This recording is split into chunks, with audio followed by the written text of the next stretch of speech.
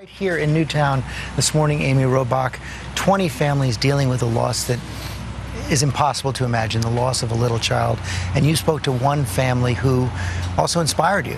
I have never been so moved or so impacted by an interview as I was after sitting down with the Ricos family and listening to them remember their little girl, Jessica, who was so violently taken away from them. She loved horses, orca whales, and of course, her family.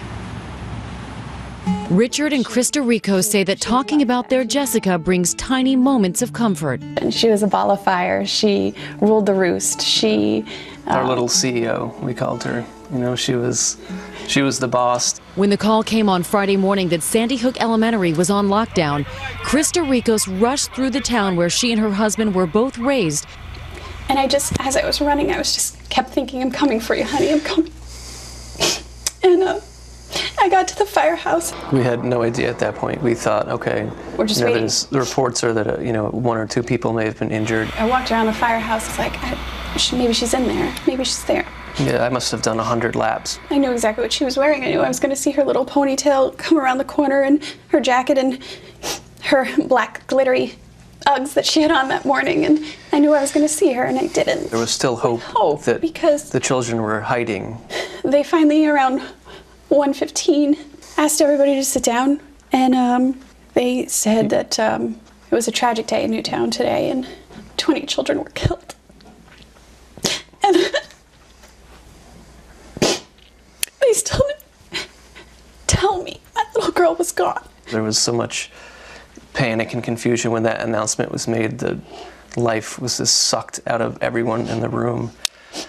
And, I just point blank found a state trooper and was like, are there any survivors? Are you telling me that standing here as a parent, my child is gone? And he said, yes. Overcome with grief, the Ricos returned home. Got into her bed that she had just gotten out of. And we just stayed in bed. It's still not real, but my little girl, who's so full of life and who wants a horse so badly and who's gonna get cowgirl boots for Christmas, isn't coming home. They say the pain is just settling in. Are you angry? That hasn't registered to me. The killer's face, the name, everything. I see through it right now. I just want to keep talking about her and all the things she loved to do. She was their 6-year-old family powerhouse, forever their angel. I found a little journal, and I don't even know when it's from, but I just opened the book, and it was exactly what I needed, because it says, I love you so much, Mama. It's like she knew that we were going to need something to help us get through this. That's just like what an amazing little girl she was.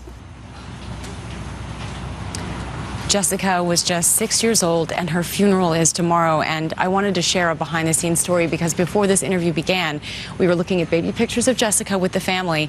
And I said, oh, what day was she born? Well, when was she born? And they told me May 10th, 2006. And that is the day I gave birth to my daughter. And I felt such a connection to Krista.